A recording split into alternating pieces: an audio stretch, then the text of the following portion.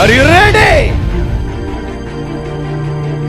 యేసయ్య, నేను దేనికి భయపడుతున్నానో అవి జరగకుండా కాపాడు దేవా. దేవాది దేవుడే యోబు గురించి సాక్ష్యం ఇచ్చాడు.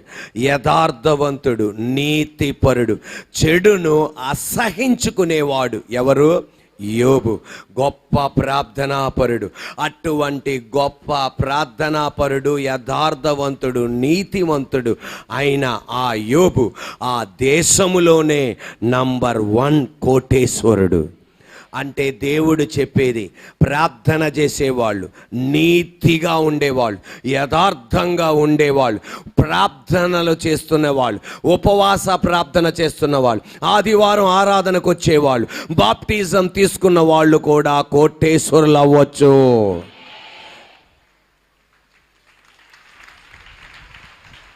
అటువంటి భక్తుడు, ఆయనకి ఒక భయం కలిగింది. ఏం కలిగింది? అతనికి అనేక పశువులు ఉన్నాయి, పశువుల సంపద ఉన్నాయి, పొలాలు ఉన్నాయి, ఆస్తులు ఉన్నాయి, 10 మంది పిల్లలు ఉన్నారు. భారతదేశంలో రిలయన్స్ అంబానీ అంటే ఎలా పేరో ఆ దేశమంతా యోబు అంటే అంత పేరు, అంత ఉన్నతుడు.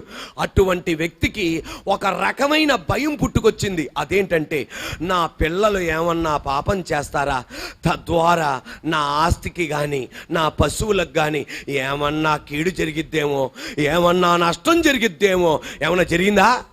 జరగల, కానీ భయం కలిగింది ఆయనకి. ఏమన్నా జరిగిద్దేమో అన్న భయం కలిగింది. అలాగే ఏ విషయమైతే భయపడ్డాడో, నా బిడ్డలు పాపం చేసడం వలన ఏమన్నా నా పశువులకు, నా ఆస్తికి, నా బిడ్డలకు, నాకు, నా కుటుంబానికి ఏమన్నా హాని కలిగిద్దేమో అని భయపడ్డాడు. ఎలాగైతే భయపడ్డాడో అలాగే పశు సంపద, పశువులు అన్నీ చనిపోయినాయి. గాడిదలు, ఒంటెలు, మేకలు, ఆడగాడిదలు, గొర్రెలు అన్నీ చనిపోయినాయి. తర్వాత దేనికైతే భయపడ్డాడో తన 10 మంది పిల్లలు మరణించారు. దేనికైతే భయపడ్డారో అతని శరీరము గజ్జి వచ్చి శరీరం అంతా రుణములతో నింపబడి గోకి గోర్లు ఊడిపోయినాయి. కొండను పగలగొట్టి ఆ పెంకుతో గీకి చీమి రసికారుతున్నాయి. కుక్కలు, చీమలు వచ్చి వాళ్తున్నాయి. అటువంటి టైంలో ఏమైతే అనుకున్నాడో, దేనికైతే భయపడ్డాడో అది జరిగింది. కుప్ప కూలిపోయిన యోబు అనుకున్నాడు, దేవుడా, నేను దేనికైతే భయపడ్డానో అదే నాకు సంభవించింది. హీబ్రూ బైబిల్లో ఇలా చెప్పబడుతుంది, ఐ ఫియర్డ్ ఏ ఫియర్. నాతో పాటు చెప్పండి, ఐ ఫియర్డ్ ఏ ఫియర్. అంటే నేను ఒక భయానికి భయపడ్డా. ఆ భయం నా ఇంటిలో, నా జీవితంలో జరిగింది. ఏ టేబుల్ అంటే ఒక టేబులా 10 టేబులా? గ్రామర్ క్లాస్ కాదు చెప్తున్నా. ఏ యాపిల్ అంటే ఒక యాపిలా 10 యాపిలా? ఏ ఫియర్ అంటే ఒక భయమా 2 భయమా? ఒక భయమే. ఆ భయం ఏంటంటే, నా బిడ్డలు ఏమన్నా చేస్తే, నా పశువులకు, నా ఆస్తికి ఏమన్నా జరిగిద్దో. ఏ ఫియర్. అలాగే ఒక భయం సంభవించింది. ఆ భయం, ఆ పశువులన్నీ మరణించినాయి. ఆ భయం జరగానే మళ్ళా ఇంకొక ఏ ఫియర్ పుట్టుకొచ్చింది, నా పిల్లలకి ఏమన్నా జరిగిద్దేమో అని. అలాగే 10 మంది పిల్లలు చనిపోగానే మరలా ఇంకొక ఏ ఫియర్ పుట్టుకొచ్చింది. అదేంటంటే, నా శరీరానికి ఏమన్నా అయిద్దేమో అని. అలాగే ఆయన శరీరం కూడా అలాగే అయిపోయింది. ఈరోజు మన ఇంట్లో కూడా అంతే. భార్య భర్తలు 2 పిల్లలు ఉన్నారనుకోండి, పెద్ద కొడుకు జ్వరం వచ్చింది అనుకో, వెంటనే ఏమనుకుంటారు, రెండోడు కూడా రావచ్చు. ఏంటిది అది? భయం. ఎవరికన్నా పొంగు చూపెట్టింది, లేకపోతే చికెన్ పాక్స్, లేకపోతే స్మాల్ పాక్స్ అటువంటిది వచ్చినప్పుడు అన్ని పప్పలుగా ఉన్నాయి, వెంటనే ఏమనుకుంటారు, రెండో బాబుకు కూడా రావచ్చు. ఏంటిది అది? భయం. అలాగే భయం పడినట్టే అలాగే జరిగిద్ది. ఒక నష్టం జరిగింది అనుకో, అమ్మో నెక్స్ట్ సంవత్సరం కూడా ఏం జరగచ్చు, నెక్స్ట్ ఏ ఫియర్. అలాగే ఈ రోజున అలా నువ్వు భయపడుతున్నావా? యోబు అనేది, నేను దేనికైతే భయపడ్డానో అదే జరిగింది. ఇక్కడ కూర్చున్న మనతో చెప్పేది, దేవుని బిడ్డలారా, నేను తప్పు చేశా, దేనికైతే భయపడ్డానో అది జరిగింది. అది ఫిలదెల్ఫియా మందిరానికి, కృపానిధి మందిరానికి వస్తున్న మీకు, నాకు, మనకి జరగకూడదు. మీరు దేనికైతే భయపడుతున్నారో అది జరగకూడదు. భార్యాభర్తలు, పిల్లలు కలిగిన కుటుంబం. ఒకరోజు భార్య డాబా పై నుండి కింద పడిపోయింది. ఎక్కడ పడిపోయింది? పై అంతస్తు నుండి కింద పడిపోయింది. కింద పడిపోగానే అమ్మో అమ్మో అమ్మో అమ్మో అన్నారు. అంబులెన్స్ పిలిచారు. అంబులెన్స్తో హాస్పిటల్కి తీసుకెళ్లారు. హాస్పిటల్కి తీసుకెళ్ళగానే అన్ని టెస్టులు చేశారు. ఎక్స్రే తీశారు, ఈసీజీ తీశారు, స్కానింగ్ చేశారు, అన్నీ చేశారు. అన్నీ చేయగానే డాక్టర్ గారు అన్నారు, మీ యేసయ్య నీకు ఏ హాని చేయలేదమ్మా, అన్ని అవయవాలు బాగున్నాయమ్మా, కాలు ఎరగలేదమ్మా, చెయ్యి ఎరగలేదమ్మా, తల మొదలుకొని అరిపాదం దాకా పర్ఫెక్ట్గా ఉన్నామమ్మా, ఆరోగ్యంగా ఉన్నాం, అమ్మయ్యా యేసయ్య కృప అనుకుని ఇంటికి వచ్చేసింది. ఇంటికి రాగానే ఒక భయం పుట్టుకొచ్చింది. ఇప్పుడు నాకు మధ్య వయసే, ఒక పెద్ద వయసు రాగానే ఇది మళ్ళా ఏమవ్వచ్చు, తిరగబడచ్చు, ప్రభావం చూపెట్టచ్చు. ఏమంటారు దాన్ని? ఏమవలా, ఒక మళ్ళా మధ్య వయసులో ఏం అనిపించదు, పడ్డా కదా, ఒకవేళ ఇది మళ్ళా ఒక వయసు దాటినాక అది నా శరీరానికి చూపెట్టచ్చు. ఏమంటారు అది? అందువలన అనుకునేదంట, నా 2 కాళ్ళు చచ్చిపడిపోతాయేమో. ఏంటిది అది? ఏమైనా జరిగిందా? నా 2 కాళ్ళు చచ్చిపడిపోతాయేమో అనుకొని 1వ సంవత్సరం ప్రతిరోజు గెలుకుంటూ ఉండేదంట. ప్రతిరోజు, రోజుకు ఒకసారన్నా. ఏమని? ఆ భయం. ఎందుకంటే చచ్చిపడిపోతే ఏం తెలవదు, స్పర్శ తెలవదు. అలా 2వ సంవత్సరం రోజుకు ఒకసారి గిచ్చుకునేదంట. 3వ సంవత్సరం అలా చేసుకునేదంట. 4వ సంవత్సరం అలా చేసుకునేదంట. 5వ సంవత్సరం ప్రతి వాళ్ళు వేసుకుని నమ్ముకున్న వాళ్ళు ప్రతి ఆదివారం మందిరానికి వస్తారు. 5వ సంవత్సరం అలాగే మందిరానికి వచ్చారంట. భార్యాభర్తలు ఇద్దరు పక్కన పక్కన కూర్చున్నారు కుర్చీలో. పాస్టర్ గారు ప్రసంగం చేస్తుండగా మరలా ఏం చేస్తుంది? గిచ్చుకుంటుంది. ఎందువలన? స్పర్శ ఉందా లేదా అని. అలా గిచ్చుకుంటుంటే ఏం తగలట్లా, స్పర్శ తగలట్లా. అమ్మ నాయనో, నేను భయపడిందే జరిగింది, నాకు స్పర్శ తగలట్లా, నాకు స్పర్శ తగలట్లా. భర్త గారు ప్రశాంతంగా వాక్యం వింటుంటే లేబెట్టి తట్టి, ఏమండి ఏమండి నా కాలు చచ్చిపడిపోయిందండి, నా కాలు చచ్చిపడిపోయిందంటే. ఎందుకే కాలు చచ్చిపడిందంటే, నేను గిచ్చుకున్నా స్పర్శ తెలవట్లా. నువ్వు గిచ్చుకునేది నీ కాలు కాదు, నా కాలు గిచ్చుతున్నావు నువ్వు.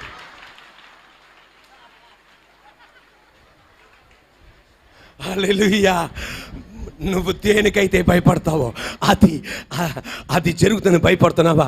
ఈ రోజున యోబు అనేది, నేను ఆ పొరపాటు చేశా, మీరు ఆ పొరపాటు చేయకూడదు. అప్పులు చేసిన వాళ్ళు భయపడకండి. ఇప్పుడు అప్పులు చేసిన వాళ్ళు కాదు భయపడేది, అప్పులు ఇచ్చిన వాళ్ళు భయపడాలా. ఎందుకు తెలుసా?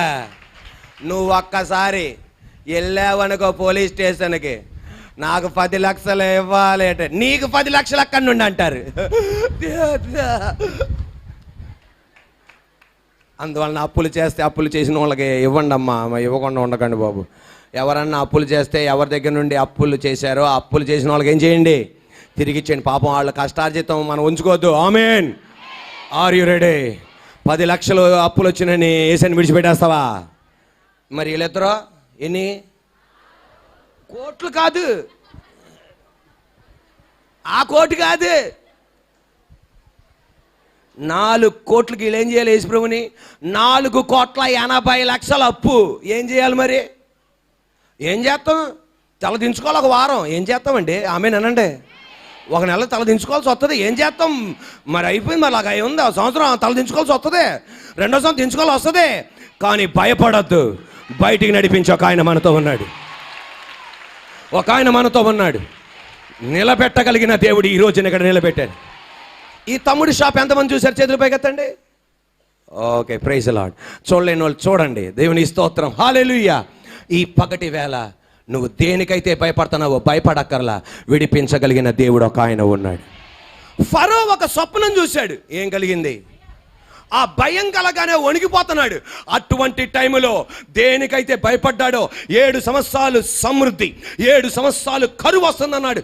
ఆ కరువుకి భయపడ్డాడు. కానీ యోసేపు వైపే తిరిగాడు. కానీ మన భాషలో చెప్పాలంటే ఫరో ఎవరి వైపు తిరిగాడు? దేవుని వైపు తిరిగాడు. కరువు వస్తే ఎవరన్నా మరణించారా? చెప్పండి, కరువు వస్తే ఎవరన్నా మరణించారా? ఎవరు మరణించలా. భయపడింది, జరగకుండా దేవుడు కాపాడాడు. మొర్దెకాయ్ భయపడ్డాడు. ఏంటి తెలుసా? హామాన్ అన్నాడు, నేను నిన్ను చంపకుండా వదలనన్నాడు. నువ్వు ఎలా స్థానంలో ఉంటావో నేను చూస్తాను అన్నాడు. మొర్దెకాయ్ ఏం పడ్డాడు? మొర్దెకాయ్ భయపడగానే దేవుని వైపు తిరిగాడు. దేవా, నువ్వు నాకు కార్యం చెయ్యవా అని. దేనికైతే భయపడ్డాడో అది జరిగిందా? దేనికైతే భయపడ్డాడో అది జరగకుండా ఎవరైతే భయపెట్టారో వాణ్ణి అక్కడికి ఎక్కించాడు నా దేవుడు. ఉండండి. మొర్దెకాయి భయపడ్డా? భయపడ్డాడు. భయపడినా ఎవరి చేతికి అప్పగించాడు? దేవుని చేతికి అప్పగించగా భయపడింది జరిగిందా? ఎవరైతే భయం పుట్టించారో వాడికే తిరిగి కొట్టేటట్టు చేశాడు. ఈ రోజున నిన్ను ఒక అబ్బాయి భయపెట్టిస్తున్నాడా? అది నా దేవుడు వాడికే తిరిగేటట్టు చేయబోతున్నాడు. ఒక అమ్మాయి నిన్ను భయపెట్టిస్తుందా? అది నా దేవుడు ఆమెకే తిరిగి వచ్చేటట్టు చేయబోతున్నాడు. ఒక దుష్ట శక్తి నిన్ను భయపెట్టిస్తుందా? నా దేవుడు దాన్ని రివర్స్ చేయబోతున్నాడు. ఈ పగటి వేళ అలా జరుగును కాక.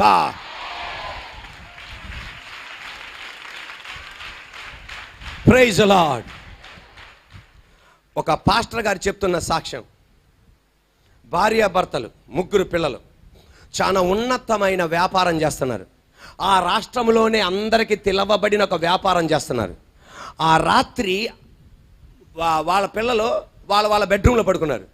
తల్లిదండ్రులు వాళ్ళ మాస్టర్ బెడ్రూమ్లో వాళ్ళు పడుకున్నారు. ఆ బెడ్రూమ్లో వాళ్ళు పడుకోగానే ఆ భార్యాభర్తలు ఇద్దరు పడుకున్నారు. ఆ తల్లిదండ్రులు ఇద్దరు పడుకోగానే మధ్యరాత్రి పూట భార్యకి ఒక స్వప్నం వచ్చింది. ఆ స్వప్నం ఏంటంటే, ఆమె వ్యాపారం అంతా నష్టమైపోయి బెకారిగా మారిపోయి పిల్లలు ఈమె భర్త రోడ్డు మీద ప్లాట్ఫామ్ మీద నడుస్తున్నట్టు ఉలుక్కుమ లేచిపోయి భర్తను లేపకుండా మౌనంగా ప్రార్థనా గదిలోనికి వెళ్ళి భయపడిపోతుంది. ఎందుకంటే అంత ఉన్నతమైన వ్యాపారం ఎంత దిగజారిపోద్దేమో అని. వెంటనే ఆమెమని ప్లాన్ చేస్తుంది తెలుసా? యేసయ్యా, నేను ఏ స్వప్నానికైతే భయపడ్డాను ఆ స్వప్నం యేసు నామములో జరగకూడదు. యేసు నామములో జరగకూడదు. నేను దేనికైతే భయపడ్డాను అది జరగకూడదు. నేను దేనికైతే భయపడ్డాను జరగకూడదు అని గట్టిగా కేకలు పెట్టి ప్లాన్ చేస్తుంది. అయినా భయం పోట్ల. ఇదేంట్రా నాయనా? వెంటనే ఆమె నిర్ణయించుకుంది, దేవుడా, నా గుండెల్లో ఒక సమాధానం వచ్చేదాకా రేపు తెల్లవారుజాము అవనే, మధ్యాహ్నం అవనే, నువ్వు నాకు స్వప్నములో కానీ దర్శనములో కానీ అది నాకు జరగదు అని నువ్వు చెప్పేదాకా ఈ ప్రార్థన గది నేను విడిచిపెట్టేది లేదు. నేను ఈ ప్రార్థన గది విడిచిపెట్టేది లేదు. నేను ప్రార్థన చేయబోతున్నా అని ప్రార్థన చేస్తుంది. యేసయ్యా, ఈ స్వప్నం నేను భయపడింది జరగకూడదు. ఆమేనండి.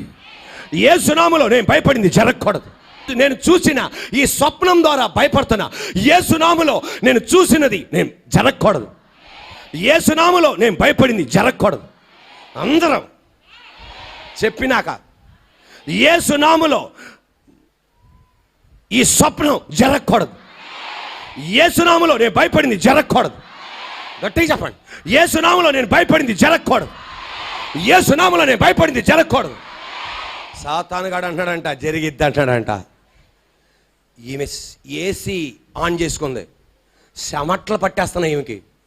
యేసు నామములో నేను భయపడింది జరగకూడదు. అలా ప్రార్థన చేస్తుండగా కంట్రోల్ అవ్వలేక ఆ భక్తుడు రాస్తున్నాడు. సాష్టాంగ పడి ఏడుస్తుందంట. నేను దేనికైతే భయపడుతున్నానో ఆ భయం నీ చేతికి అప్పగిస్తున్నా. నాది కాదు ఈ సమస్య, నాది కాదు ఈ వేదన, నీ చేతికి నేను అప్పగిస్తున్నా. ఆమె అనకముందల వాళ్ళ వ్యాపార సంస్థ 6-7 ఎకరాల మధ్యలో ఉంటుంది. ఆ 6-7 ఎకరాల మధ్య ఆకాశానికి నువ్వు ఇలా వ్యాపార సంస్థానికి మధ్య ఒక సిలువ వేలాడటం చూసింది. ఒక్క క్షణం సిలువ వేలాడటం చూసింది. ఆ సిలువలో నుండి గాయపడిన యేసయ్య రక్తం డొక్కల్లో నుండి కారుతున్న ఆ రక్తపు బొట్టు ఆ వ్యాపార సంస్థ మీద పడటం చూసింది.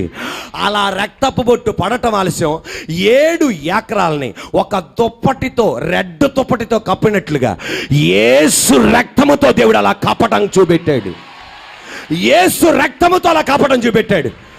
వెంటనే అందంట, ఆమేన్, విజయం దేవుడు నాకు ఇచ్చేశాడు అని. ఈ పగటి వేళ మన మందిరం చుట్టూ ఆ రక్తపు దుప్పటి, నీ వ్యాపారం చుట్టూ ఆ రక్తపు దుప్పటి, నీ కుటుంబం చుట్టూ ఆ రక్తపు దుప్పటి, నీ పిల్లల చుట్టూ రక్తపు దుప్పటి, మనకిచ్చిన పరిచర్యల చుట్టూ రక్తపు దుప్పటి. ఇప్పుడు ఆర్ యు రెడీ? 6 నెలల తర్వాత 16 కోట్ల రూపాయల నష్టం జరగాలి అంట. కానీ ఆ నష్టం జరగకుండా దేవుడు కాపాడాడు. భర్త వచ్చి అంటాడంట, ఎంత అదృష్టవంతులమే మనం, 16 కోట్ల రూపాయల నష్టం జరిగితే కంపెనీయే తీయాల్సి వచ్చేది, ఈ రోజున దేవుడు కాపాడాడు అంటే ఆమె దర్శనం చెప్పింది. 6 నెలల క్రితం నేను ఒక స్వప్నం చూసా, రక్తపు దుప్పటితో మన వ్యాపార సంస్థను దేవుడు కంచె వేశాడు. చప్పట్లు కొడుతుండగా ఆమె భయపడింది. జరిగిందా? జరగలేదా? జరగల. ఈ పగటి వేళ నువ్వు కూడా దేవుని చేతికి అప్పగించడానికి రెడీ అయితే, స్వప్నాల ద్వారా భయపెట్టించేది, కళల ద్వారా భయపెట్టించేవి, వ్యక్తుల మాటల ద్వారా భయపెట్టించేవి, యాక్సిడెంట్లు జరుగుతాయని భయపెట్టించేవి, రోగాలు వస్తాయని భయపెట్టించేవి, ప్రవక్తలు నీ తల్లి మరణిస్తుంది, వాళ్ళు మరణిస్తారు అని భయపెట్టించేవి యేసు రక్తంలో కొట్టివేయబడును కాక.